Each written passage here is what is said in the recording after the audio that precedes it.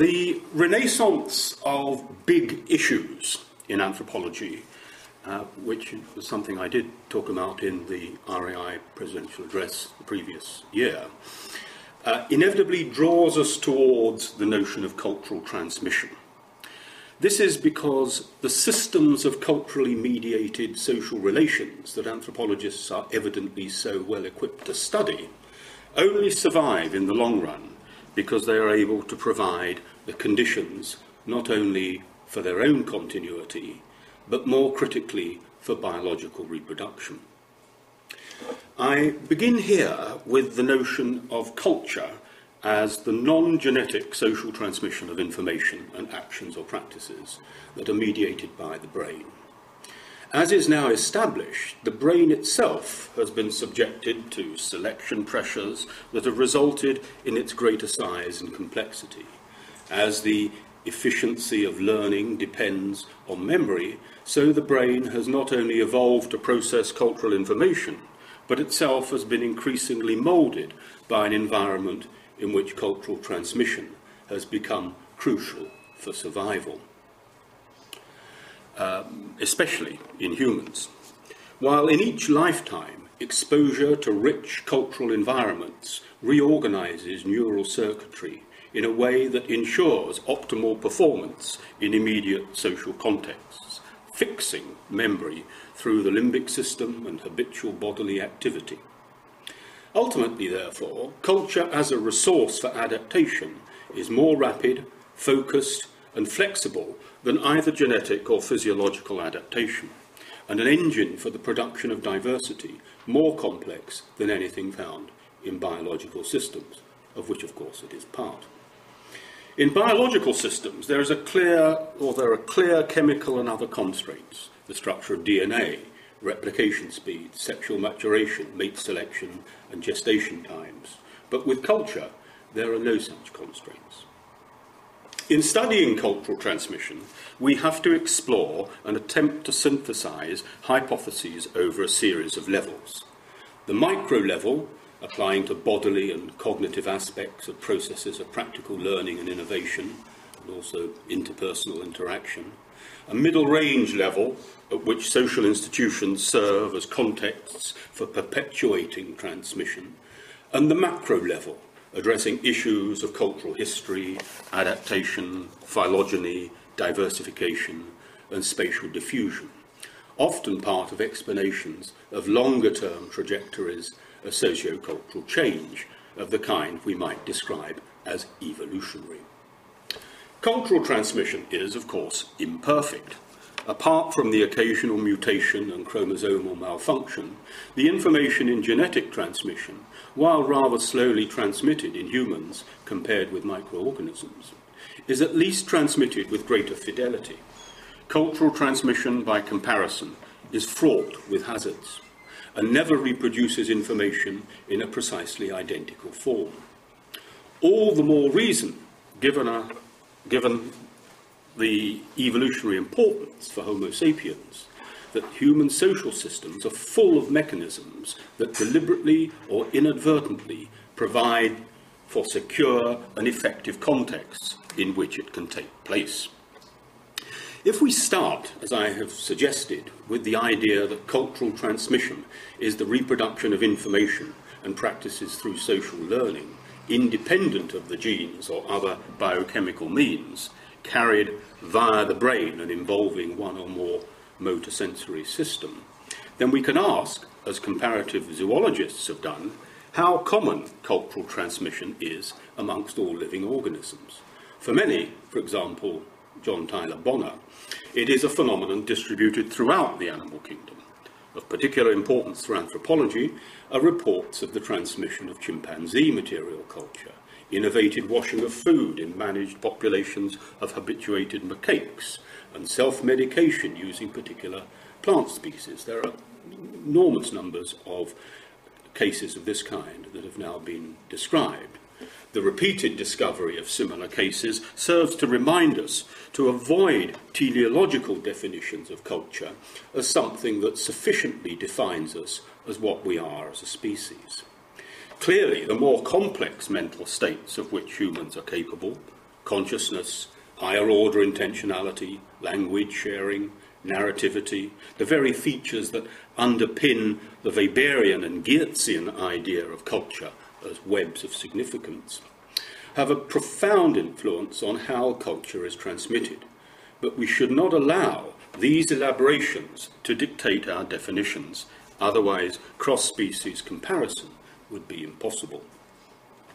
In this paper, I will not discuss those large-scale studies of transmission, sometimes described as cultural phylogenetics, typified in the use of the cladogram and in the slogan, "Culture Evolves," which was the subject of a recent Royal Society symposium.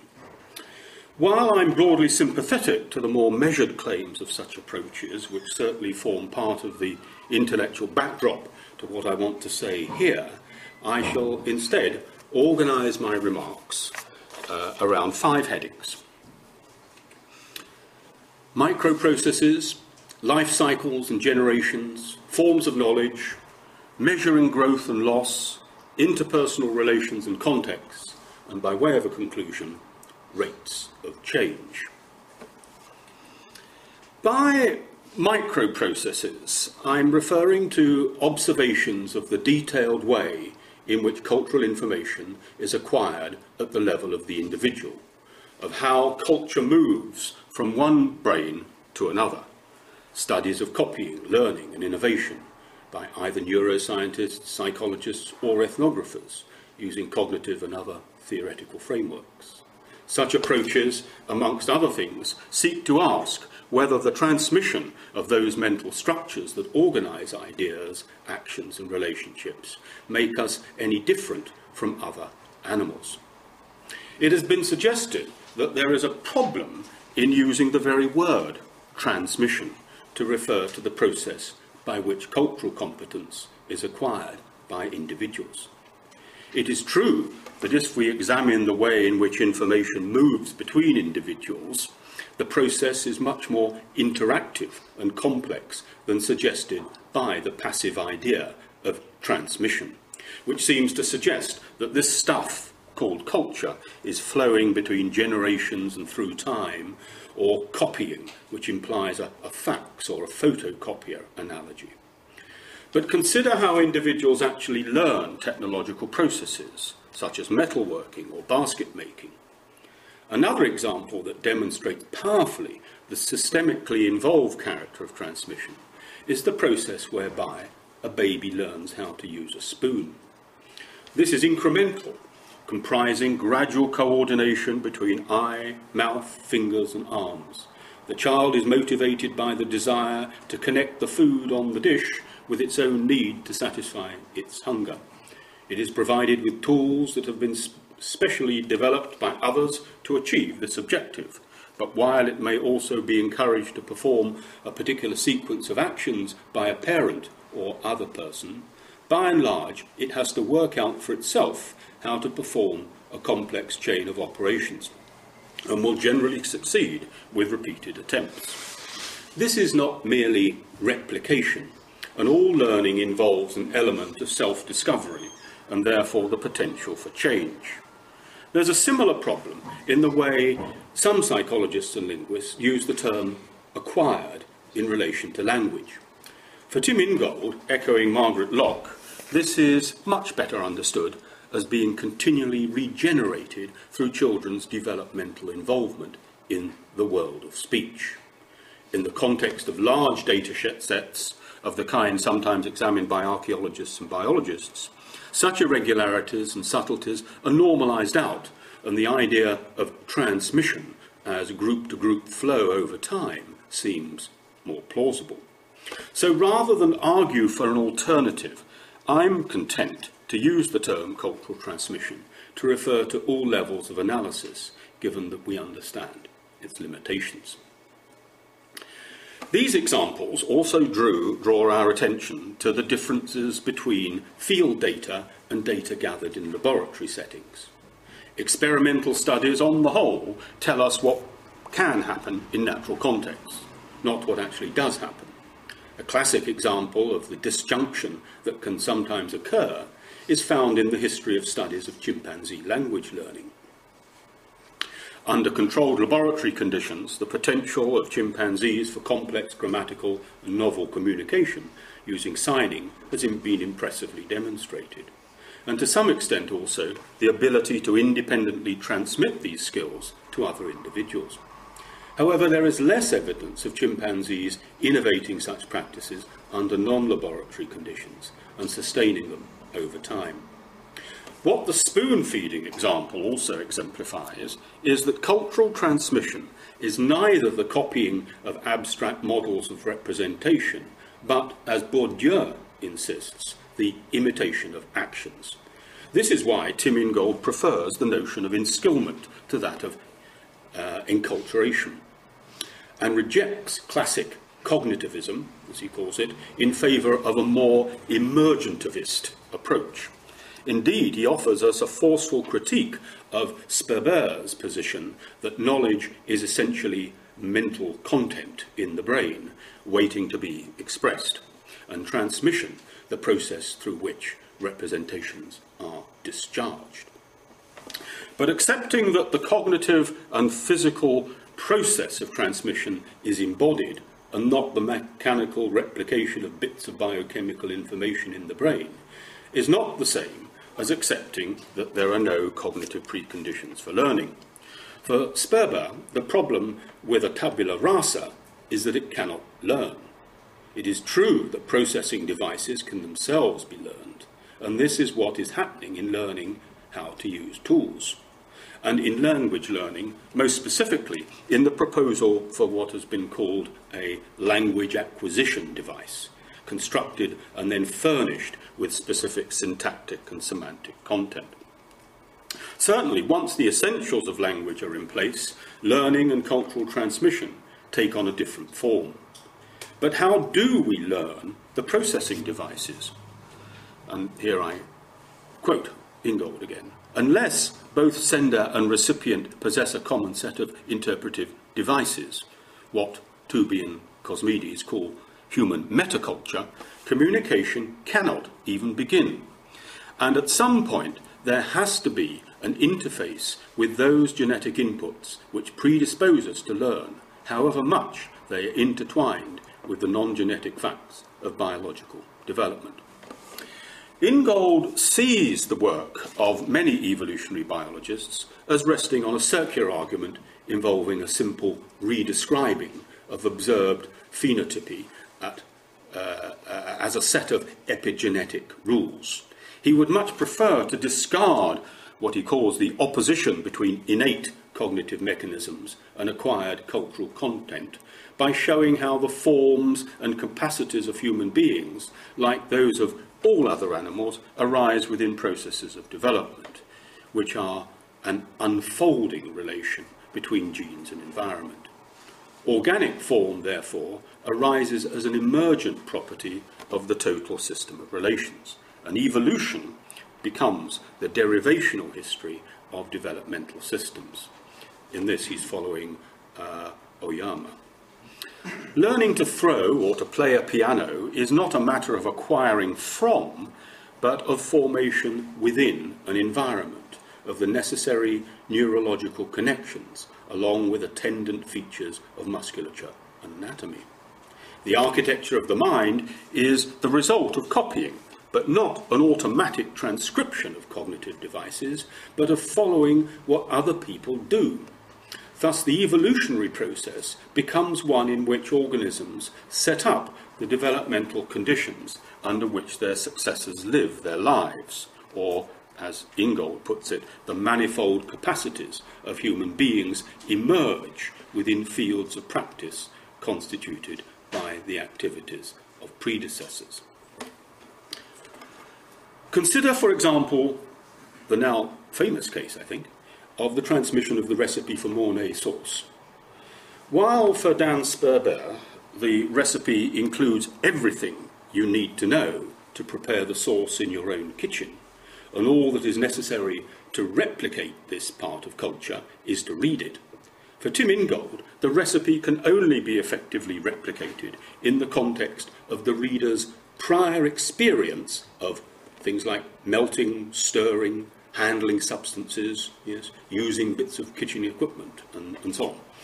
The information in the recipe book is insufficient, and indeed there can be no form of cultural transmission that is simple replication of what has been previously known or done.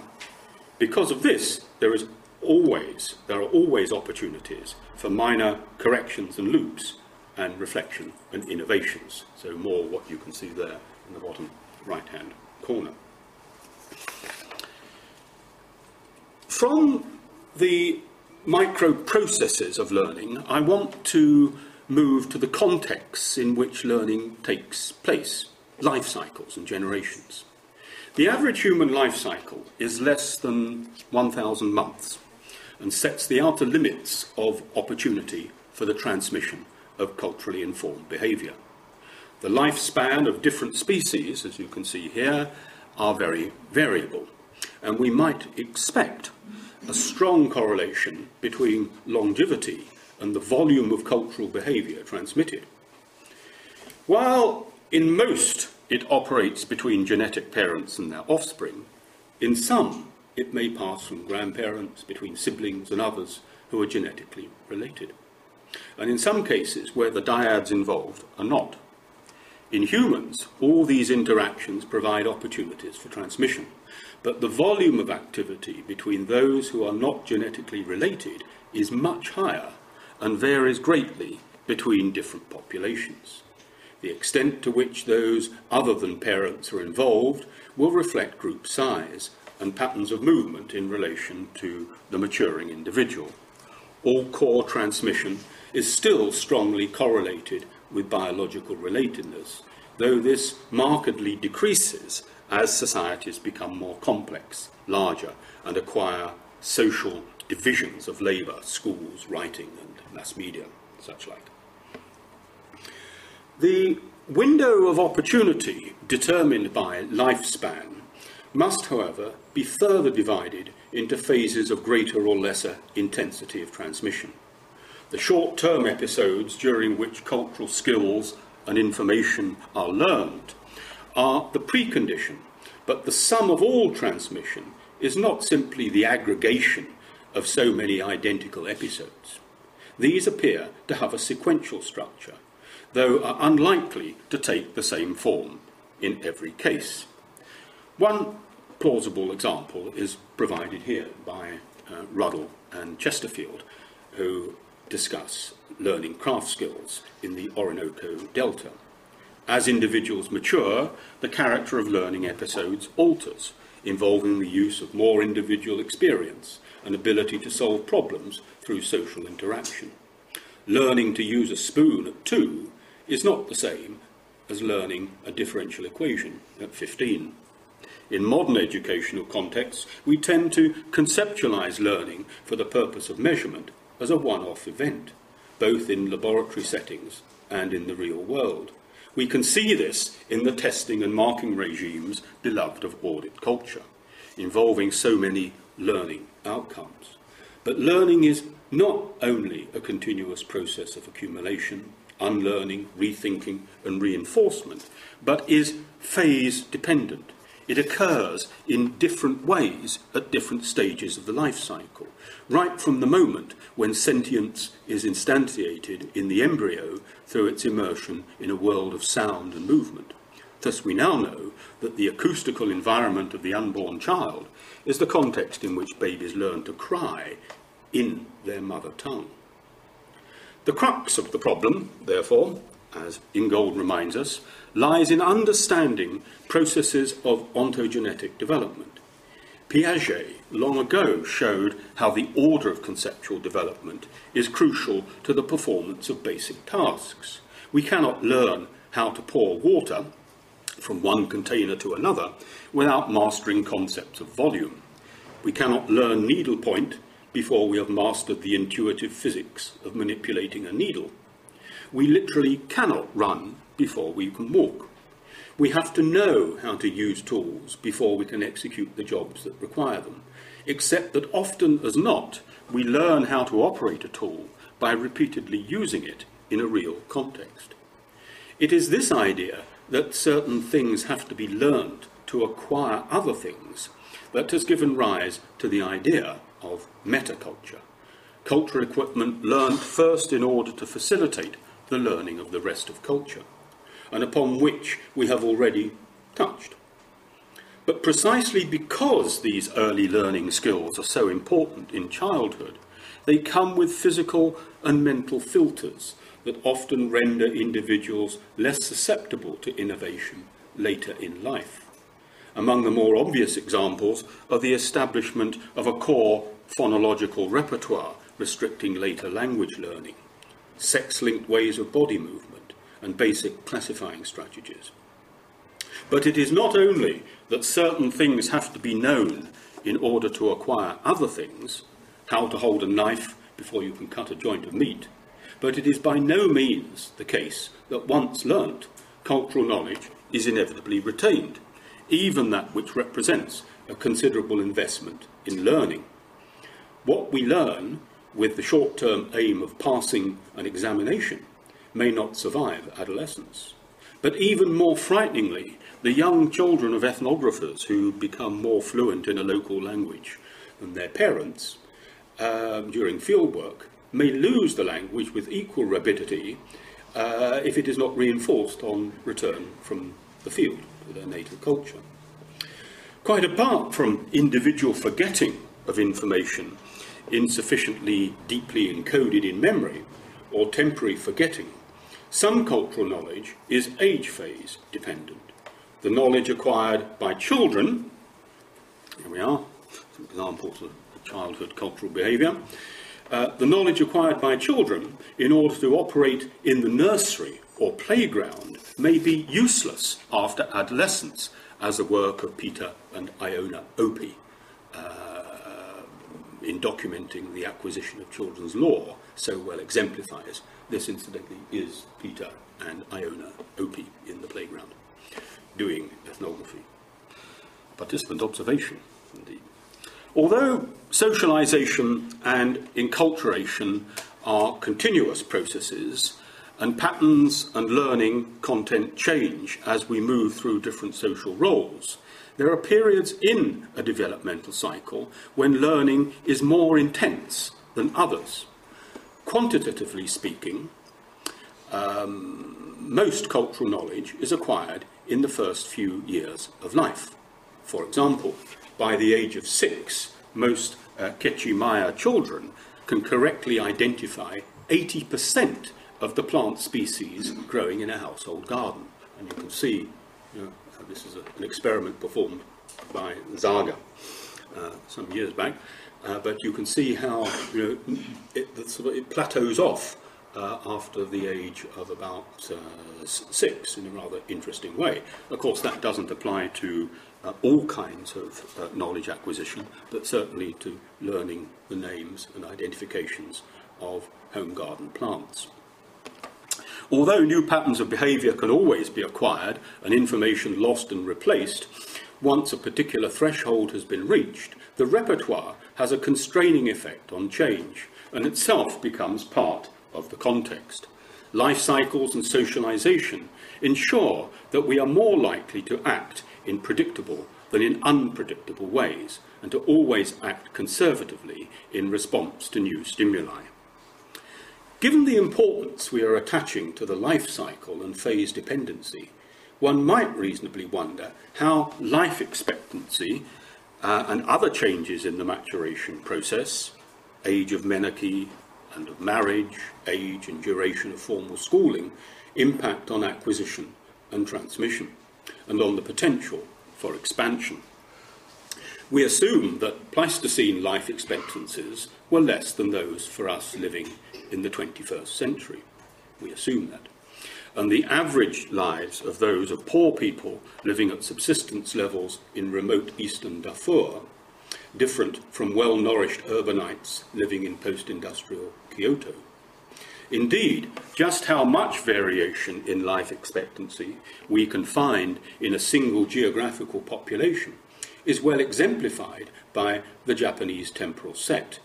But we also need to remember that life expectancy figures display wide variations in the width and the window of opportunity through which culture can be transmitted. And these will influence the effectiveness of the process. We need to ask how changes in the length of those windows for learning impact on the character and potential for transmission. Can more substantial and more complex cultural loads be transmitted where there are wider windows and greater overlap in lifespans of transmitters and transmittees? Indeed, we might wonder what the implications of ever-increasing predictions for life expectancy hold, and might even engage in the kind of thought experiment suggested by the writings of those like J.B.S. Haldane and Olaf Stapledon, who envisage individual humanoid lives running into hundreds of years. When we coordinate serial life cycles and attempt to place them in groups of more or less contemporaneous cycles, we often speak of generations.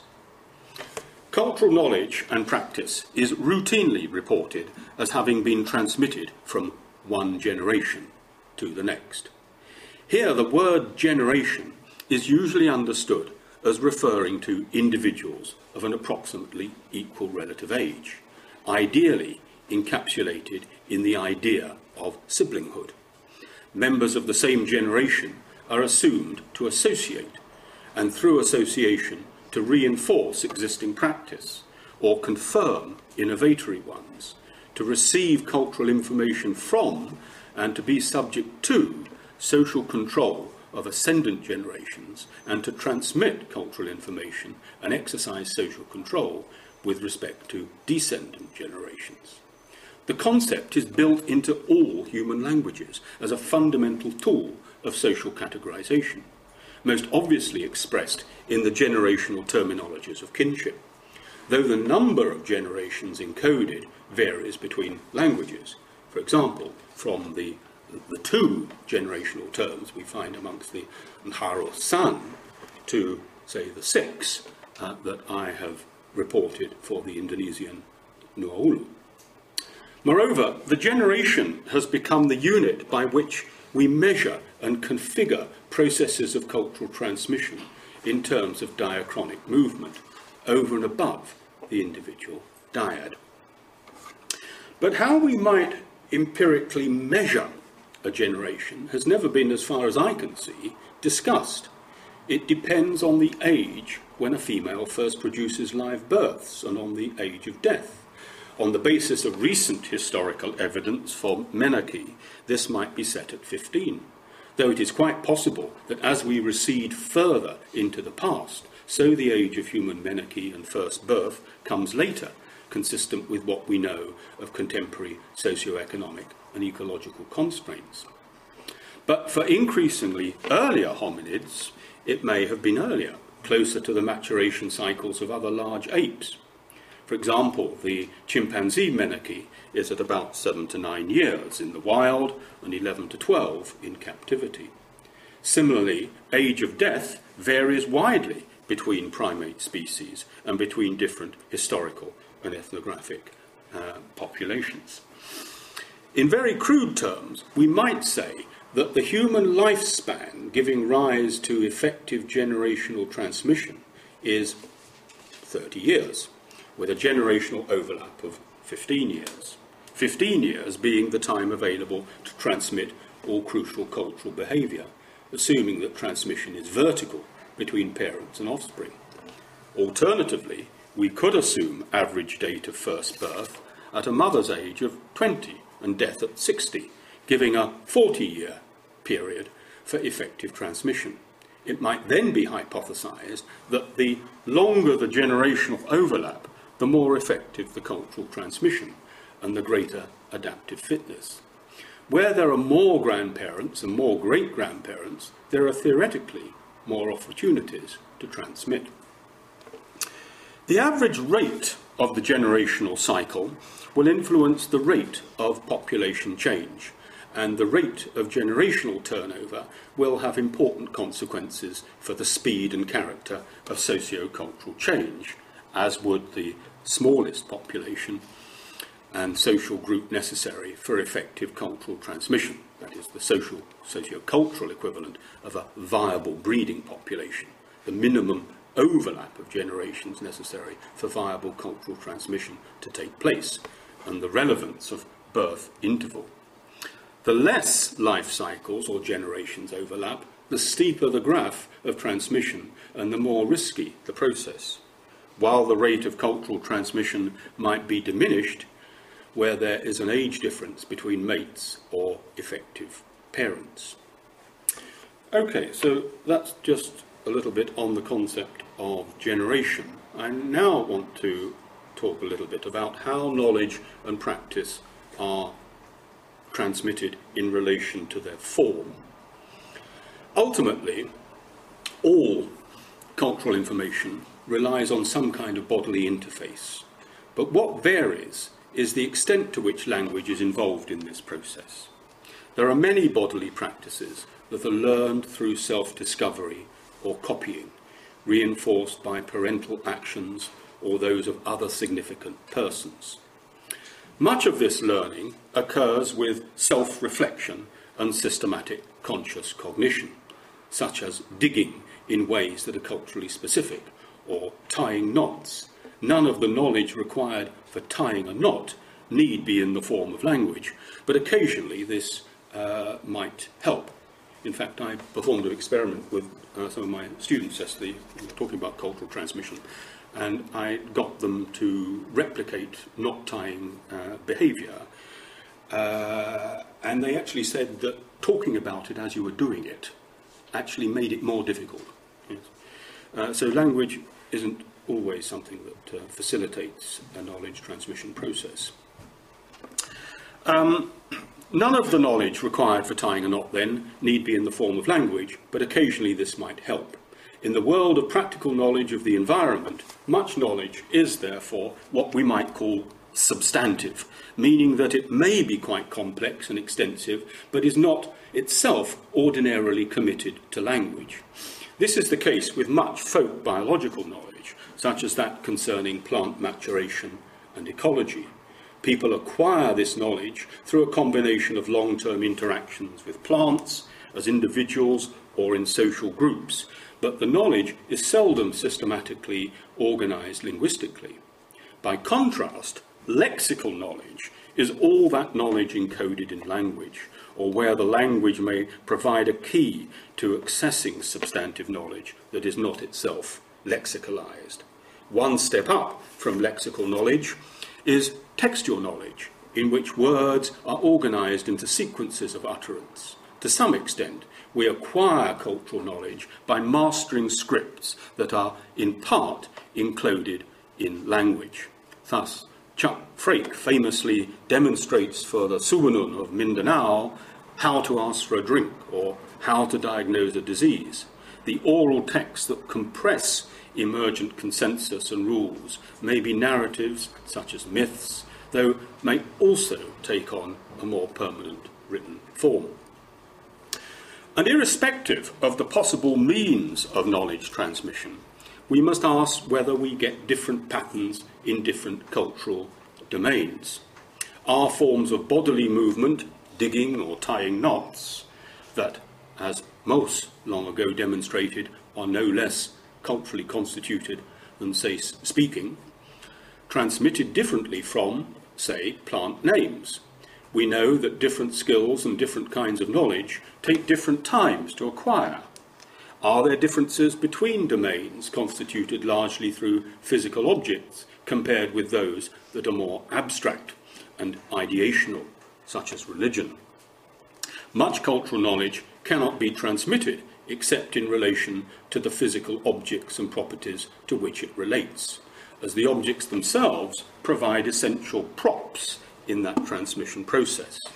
The interactive chemical properties in the different components of the beetle quid, for example, or the psychoactive character of ayahuasca on patterns of thought, or the physical character of the canes used by a basket maker. Indeed, studies of knowledge acquisition and erosion have tended to focus on acquired or eroded elements of a single domain. For example, the transmission of plant knowledge, ethnomedical knowledge, food knowledge, and so on. What such an approach neglects is the relevance to transmission of simultaneous membership of several different domains.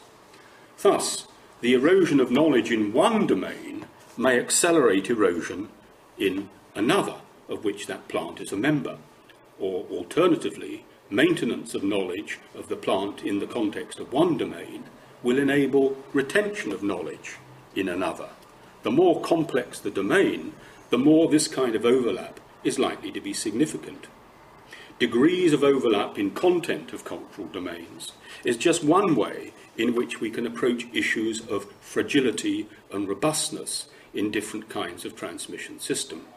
But we can also see the difficulties in assuming all domains to be organised in the same way, with different kinds of selection and decision-making processes, in new understandings of how craft production techniques are constituted through operational chains grounded in complex practices or of local communities. Right. Understanding cultural transmission requires some identification of units. This is either because observers assume that the mind organises knowledge into bits to better effect its use and replication, or because only through recognition of such units as character states can it be scientifically measured. The terms used to describe such units are various, and I'm sure you're familiar with some of them, including memes, modules, schemes, cultural traits, and behaviours, each bearing a slightly different theoretical load. In empirical contexts, these units may be words, they may be stretches of meaningful language combining words, phrases, sentences, stories, or their instantiated material analogues, graphemes and texts, or they may be artifacts that result from manufacturing activity, or descriptions of patterns of activity, social interaction and relationships. The problems encountered and the ease of identifying discrete units vary between domains of cultural knowledge and practice, and whether we are dealing with material culture, language, social practices and relationships or ideas, that this is methodologically hazardous territory is demonstrated in the long history of earlier attempts to identify cultural traits in the American tradition. Early cultural trait theorists tended to treat them as mental phenomena that might have linguistic, social and material expression. But we now know that we should distinguish between empirical units, the evidential things, from the ideational units we use to measure them.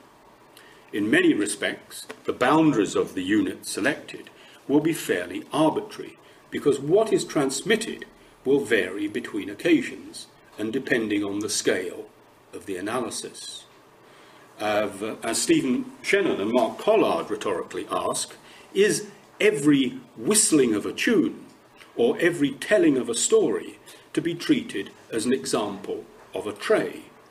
Thus, if we take the case of horse riding skills, do we look at individual artifacts, bits, stirrups, bridles, and so on? Or these items in relation to complexes of associated knowledge and practice? If the latter, then where do we draw the boundaries? Should we include the conditions of the manufacture of included material objects, or of their use? For blacksmithing and leatherworking knowledge is not identical to horse management knowledge. Or should we look at the functionality of the system of material objects in its entirety, or to horsemanship as an overarching set of skills and knowledge?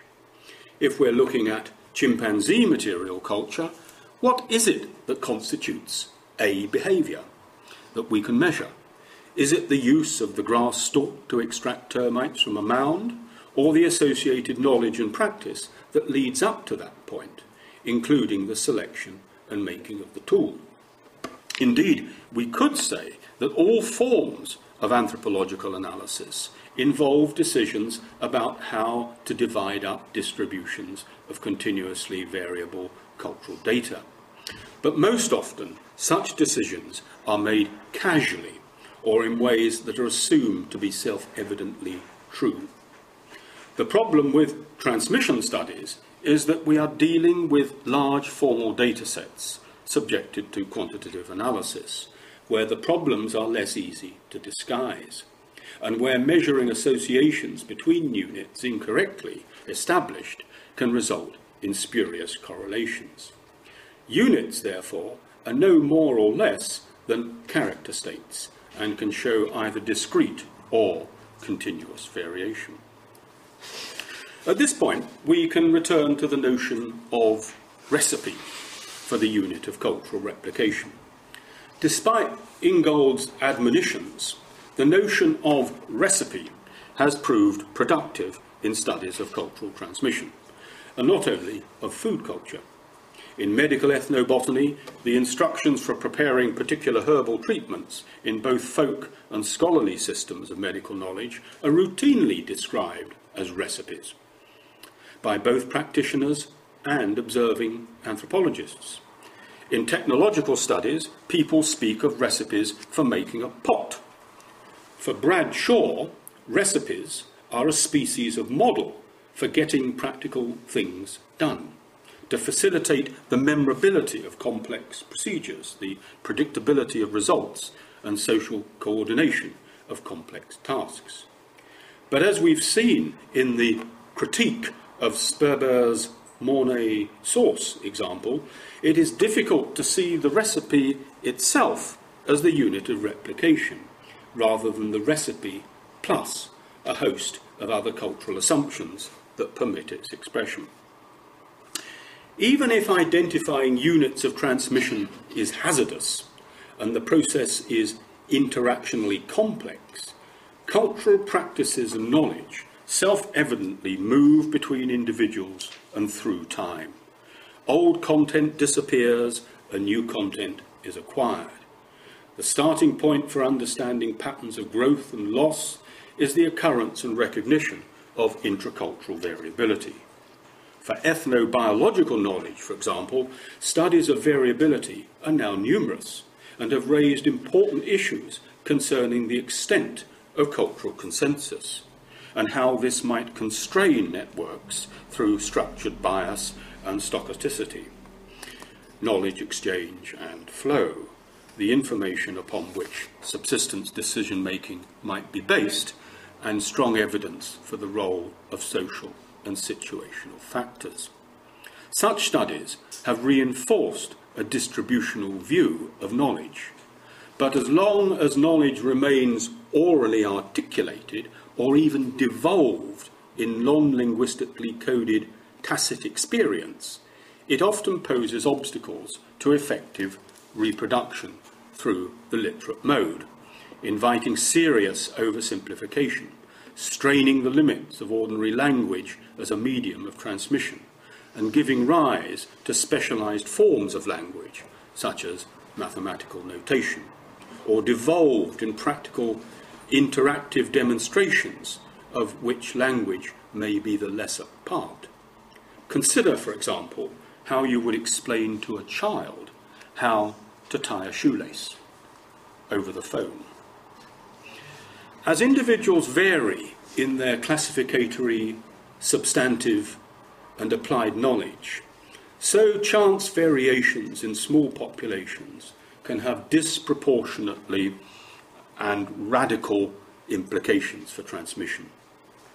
Much more attention has been paid in recent years to inter-individual knowledge transmission, a focus that has been accompanied by acquisition of data on the distribution of distribution of knowledge by age and generation. There has been particular emphasis on studies of ethnobiological knowledge erosion and a body of evidence, for example, that collated by Scott Atran and Doug Medin, suggesting that substantive knowledge declines faster than lexical knowledge. This can account for the number of non-synonymous terms in circulation that cannot confidently be matched by subjects to firm folk taxonomic identifications. For example, a long time ago in the 70s, I collected data of this kind on Nauru frog identification and classification, and the way in which those circles are overlapping is the degree to which different informants may use the same term to identify through their vocalization different frogs. We know from studies in other parts of Seram, where the Nauru live, that people can much more consistently and reliably match frog vocalizations to names, but then frogs are much more important for them as sources of minor protein. And as we have already seen, erosion of knowledge in one domain may accelerate erosion in another of which that organism is a member, or alternatively, maintenance of knowledge of the organism in the context of one domain will enable retention of knowledge in another. The more complex the domain, the more this kind of overlap is likely to be significant. It is not that cultural knowledge is transmitted, but that it can grow and diminish over time, both in terms of what individuals know and do, and in terms of aggregate population knowledge. Innovation and growth in knowledge responds to new problems, more complex environments, and new technologies that permit the transmission of greater amounts of knowledge and practice. Loss, inversely, is a response to the disappearance of old problems and the simplification of environments.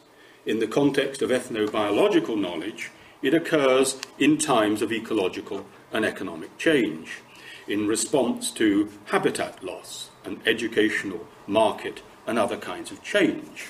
There are plenty of studies of transmission where it has failed and plausible explanations given, but few studies of where it has been successful. At the most aggregated level, the dynamics of human cultural transmission must connect to changes in human demography. So population extinction will result in the extinction of a particular cultural configuration. Population decline in reduced opportunities for effective transmission. If we look at the converse, population growth, especially over the course of long-term human history, we must conclude that despite local population extinction and what Gary Nabham calls the extinction of experience, the overall trend of sustained population growth and geographical expansion into virtually all global habitats, and especially exponential growth over the last 500 years, has not only increased the sum of varying cultural practices as a correlate of population growth, but had far-reaching feedback consequences which lead to further cultural diversity. Although we have feared the impacts of globalization and the death of geographically discrete variants since Lévi-Strauss offered us his warnings about impending monoculture, the objective evidence is that with larger populations we have more cultural diversity rather than less, though differently configured. Much work on cultural transmission is based on the contrast between the stereotypes of vertical transmission and from parent to child versus horizontal or contagious or epidemiological transmission between unrelated others, and between one to many, for example, from a teacher to a class, and many to one, say from a choir to a listener. This has been made popular, particularly through the work of Luigi Cavallo-Sforza. These modelling assumptions are elegant, have been highly influential and productive, but looked at from the standpoint of many socio-cultural anthropologists can seem simplistic. Indeed, because learning is often neither simply vertical nor horizontal, because the role of ego-centred learning as rediscovery Because learning is situational, seldom reciprocally dyadic, and ecologically constrained, and because of the evidence for multiple and temporal reinforcement. Although there are many cases in non-human primate societies and in traditional small-scale human societies of transmission between non-genetic parents and children, as societies have become more complex with specialised divisions of labour, so an increasing amount of transmission occurs between non-kin, and in such cases, identifying the vertical line of descent is difficult. We can examine the vertical-horizontal issue in various ways. To begin with, it is a problem of representation, indeed often of diagramming. For Cavalli-Sforza, the model is drawn from epidemiology, but it might equally have been drawn from kinship studies. The basic model here is shown in the slide, where we can see various alternative uses of the vertical-horizontal distinctions. We might say that A to C and B to D are horizontal, whereas A to B and C to D are vertical transmission. How then do we describe transmission from E to B or F to D? Is this vertical, or do we need to describe it as oblique? Even more difficult is to know how to describe G to B or H to D. Is this horizontal because it may be acquired from individuals in the same generation and of approximately the same age? Or is it vertical because ultimately the knowledge may have descended through a sibling of a parent who have both acquired it from their common parents? It might be thought safer, therefore, to distinguish any transmission through kin, all being vertical, from transmission from unrelated others. But does it then make any difference whether they are of the same age or cohort, say of an age grade, or from an older person or cohort? Another problem linked to diagramming conventions is shown in the same slide. Both of the lower diagrams relate to the same genealogical relations and biological individuals. However, we know from conventional kinship notation that those on the left are the older siblings and those on the right of those on the right. In the middle diagram, learned culture passing from A to B or C to D, either directly or indirectly, might be seen as horizontal. In the lower diagram, when we lengthen the vertices to indicate relative age, the transmission might be seen as vertical or at least oblique. Let us take an empirical example. When a Nuaulu girl is actively learning how to make a basket, she will do so in the context of having watched other adults and girls making baskets, though the statistical likelihood is that she will have spent more time watching her mother and older sisters in their own household than both adult and immature girls from other households to whom she is less likely to be related genetically. Her mother will begin to instruct her, and she will ask her mother how to perform certain tasks. And although these interactions are most likely to be the predominant ones involved in the learning process, she will also receive instructions from aunts, from grandmothers, and older female siblings. She will also interact with other girls of a similar age, making baskets, some of whom are from her own house, and some of whom to which she is only distantly related. She will also spend a lot of time by herself when she is learning certain procedures, not by rote instruction, but through independent problem solving based on knowledge of the end product. In other words, she is engaged in reverse engineering. We might portray these relations as I've done in the upper diagram in this slide. But determining which are the lines of vertical transmission and which the lines of horizontal transmission, and whether either alone is a sufficient characterization of the process of transmission, is difficult. In reality, we have a network which we can redescribe in terms of horizontality and verticality, depending on what we wish to emphasize. Topologically, or in terms of graph theory, it doesn't really matter what is vertical and what is horizontal. All that matters is the direction of aggregate flow between the nodes. We might also justify the contrast between vertical and horizontal by saying that they are perfectly reasonable simplifications based on preponderant interactions of a kind that are common in scientific data processing and reasoning.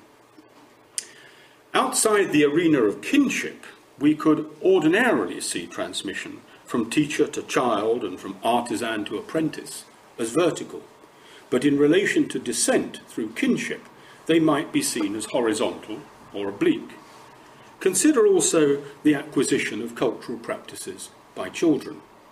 Is the transmission of a rhyme between two 6-year-olds to be counted as horizontal transmission, and that between a 7-year-old and a 6-year-old as diagonal or oblique? Perhaps diagonal transmission between individuals in the same age class, but with non-contiguous life cycles, is a strong component. The Opitz, in their work on the law and language of school children, make a distinction between rhymes learnt in the nursery and those learnt in the playground.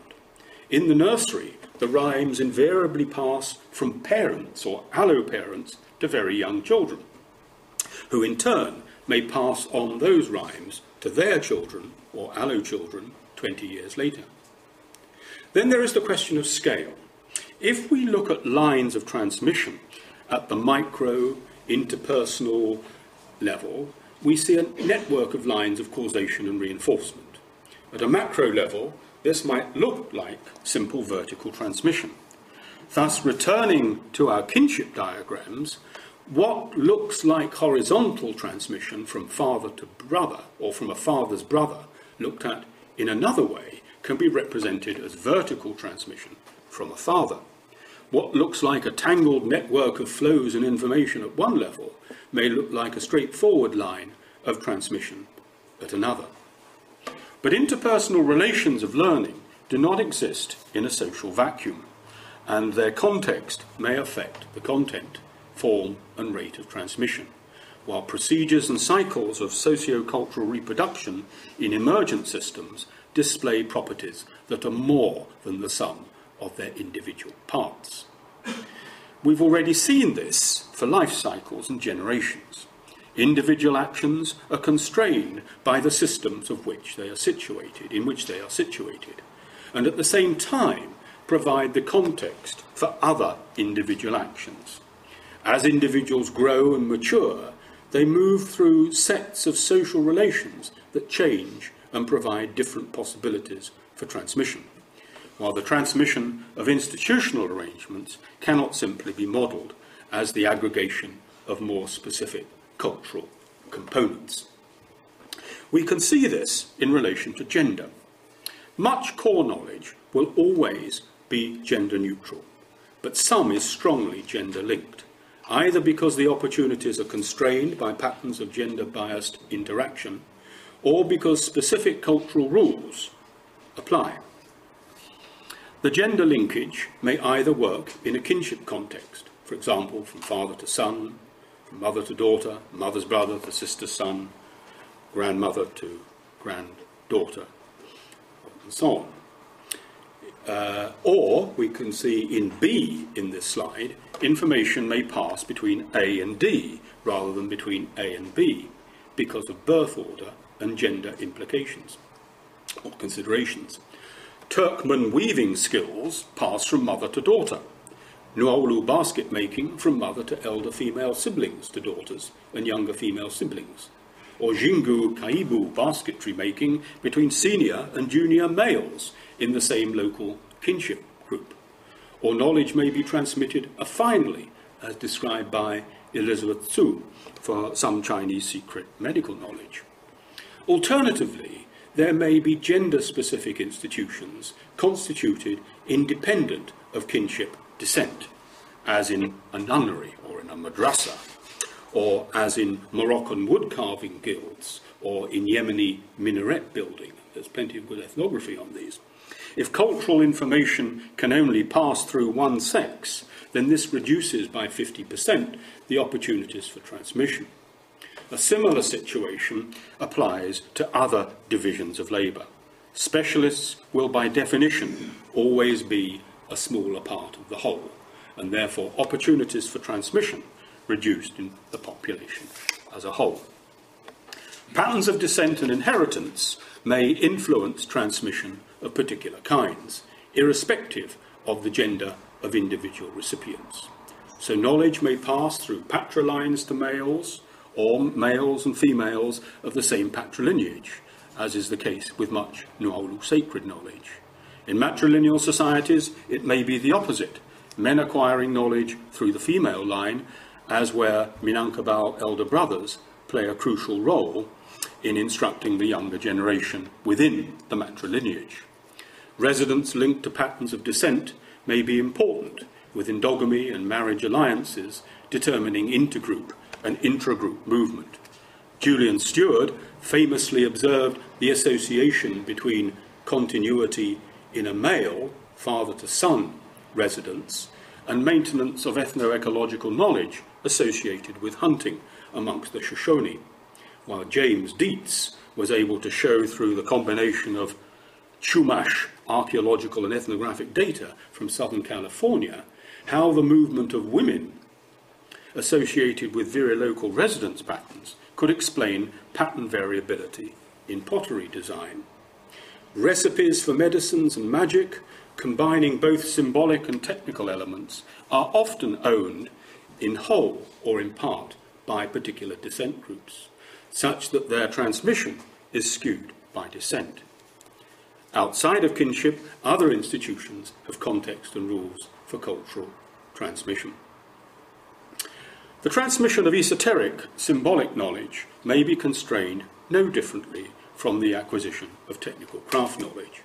Just as craft knowledges require specific opportunities for transmitting practical information, such that hunting skills can only be completely acquired when opportunities present themselves, so symbolic knowledge and ritual practice may be even more intermittent in providing opportunities. Certainly how to perform a ritual can be learnt in the abstract, but competence can only be acquired in practice. Many rituals occur frequently, so that opportunities to ensure fidelity of transmission are numerous, but some, especially in small populations, may occur with remarkable infrequency, and participants may be faced with major problems in replicating correct performance and utterance. No wonder that such rituals give rise to problems, and where there is a cultural insistence on fidelity, sacred sanctions may place pressure on performers to conform. There are many ethnographic examples of prescriptive institutionally sanctioned conformist bias from studies of ritual and art, tight Jewish Torah and Quranic rote learning regimes, and perhaps in its most developed form in the Orthodox Christian icon painting. On the other hand, we might imagine that infrequent rituals provide precisely that opportunity in which change can occur, and there we might expect them to change more quickly than rituals or cultural events occurring with more frequency, where experience and memorate knowledge is more reliable. And here I realise that I'm sort of treading on sort of Harvey Whitehouse kind of territory, so I'll move on. And finally, I just want to say something about rates of change. It will be obvious that certain cultural features change faster than others, while some have remained basically unchanged for many thousands of years. Thus, while form and decoration in pottery making can alter quickly, the motor techniques underpinning the general process of potting takes much longer to both acquire and to change. Such differential change is found in and between all cultural domains, but there are many examples of remarkable resilience. Consider, for example, the spoon, the comb, and in particular the needle and fishhook. Yeah? These are all forms that display not only a remarkable antiquity, but also a stability over thousands of years. Now, culturally, this is a very interesting kind of phenomenon. What we need to ask is whether these long periods of continuity are evidence of fidelity in transmission, or whether the forms are so protean that they would anyway be constantly reinvented due to universal patterns of problem solving in relation to the constraints of sensory motor coordination, the outcome of an imperative for perpetual rediscovery. Moreover, the presence of certain items of material culture over the long term provides strong evidence for linked, persistent core motor sensory behaviours, such as we have inferred from the concept of a spoon and its use. Though in such cases, we cannot simply explain persistence through cultural transmission, but rather the interaction between transmitted elements, both objects and behaviours, and developmental processes of rediscovery. On a different scale, for a different domain, the OPIs note the remarkable stability of children's playground rhymes over a period of several hundred years, but equally the miraculous speed of innovation, that's their word. Hark the herald angels sing, Mrs. Simpson's Pinched Our King appeared within weeks of the first public announcement of the constitutional crisis in 1936, between November and December of that year. The stochastic features of the social process also influence fidelity and speed of transmission. Thus, since nursery law is transferred via adults to children, there may be a 20 to 70 year gap between learning and teaching, while playground law may be transmitted within the hour. Thus, over a period of 130 years, a rhyme such as "Little Fatty Doctor, How's Your Wife?" may have passed through 20 successive generations. The interpersonal relationships involved in transmission influence its speed. One-to-many transmission, as in classroom teaching or internet communication, Twitter, can result in rapid change, as we've seen, or rapid reinforcement, whereas many-to-one transmission favours cultural conservatism.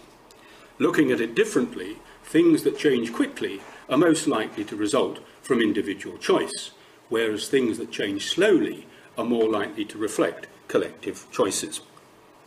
As we've seen, the generation as a unit of time lapse can provide insights relevant to an understanding of rates of change and cultural stability.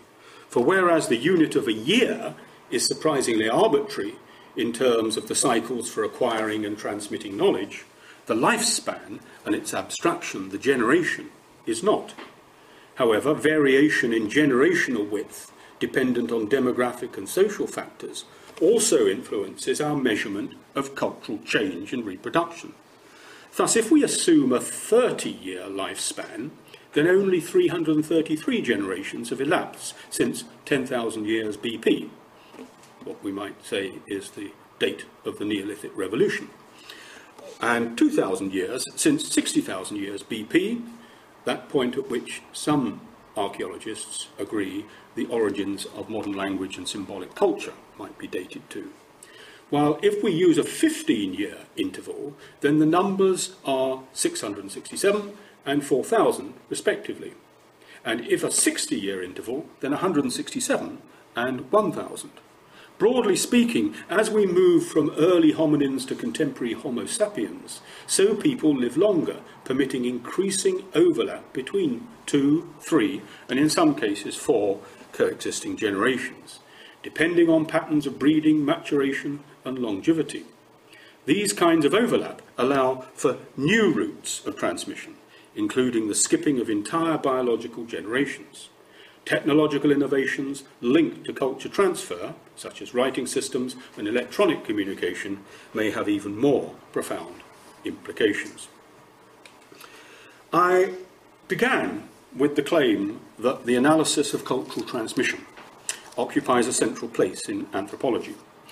Indeed, the notion of cultural transmission as the instrument for understanding the means by which social systems reproduce themselves must be central to any social theory and to anthropological theory in particular. This has not always been so, and a succession of so-called modernist theories during the 20th century were preoccupied with social stability through an examination of the functions of its institutions at a fairly abstract level. The question of stability is still central, since it makes possible both the continuity of the underpinning knowledge and practice, which itself is the paradoxical precondition for change and further complexity. How we might best theorize the notion of transmission and develop appropriate methodologies for its study remain controversial. Here I've tried to point to some persistent and emerging issues. Let me just summarize. The first is this last paradox that I've mentioned, how we might relate the stability required to ensure effective continuity with the ability and necessity to change. This is less of a paradox if we distinguish core stability in the apparatus of transmission, be it the motor sensory complex for learning spoon feeding or the cognitive apparatus for organizing categories, from the variability and potential permissiveness of everything else. Such a distinction has been criticized because of the empirical difficulties of separating metaculture from culture, or cultural content from cognitive process, and reifying the contrasting categories. Secondly, the virtues of ethnographic approaches are not invalidated by large-scale quantitative approaches, and we should not, while there is no reason to think that in analysing larger data sets we should not detect a process of descent through modification or variation and selection of the kind advocating those approaches described as cultural phylogenetics. Thirdly, we need to avoid essentialist cognitivist assumptions about how transmission takes place, and should agree that at the level of the individual, the process is largely one of instantiating cognitive or technical or social practices through bodily and social development. And four, forms of transmission may vary between domains of cognition and practice. Carpet designs, food-getting strategies, and religious ideas are not necessarily transmitted in the same way, not always amenable to the same kinds of evolutionary patterning. And fifthly, the units we use to measure transmission must be appropriate to the scale and character of data examined. Measuring variation in material culture is different from measuring symbolic culture. And sixthly, in making sense of transmissions, we need to understand that process and structure are recursive. Reproduction and change arise in systemic contexts, but those same processes give rise to the context in which successive processes occur. This applies to both micro-level processes of innovation and interpersonal interaction, and to macro-level, long-term cultural continuity and change, and the patterns of spatial diffusion that reflect this. In Olaf Stapledon's First and Last Men, a work of unprecedented scale in the science fiction genre, we're invited to imagine a history of humanity from the present onwards across 2 billion years and 18 distinct human species. The timescale envisaged might well, if it is ever played out, require different models for understanding the dynamics of cultural transmission than those reviewed here. By comparison, the time periods and series and data series we can realistically imagine are minuscule. Indeed, in looking at history from a Stapledonian perspective, what is remarkable is not simply the fidelity in transmitting core elements, but how rapidly, in terms of geological timescales, complexity has developed. The time that has elapsed since the first appearance of cities and monumental architecture, little more than 5,000 years, about 70 lifetimes of 70 years, a mere 0.002% of the nearly 3 million years since early hominids first produced recognizable tools. In making sense of human cultural transmission, we can appreciate the brevity of this timescale and the rapidity with which complexity may arise. Thanks very much.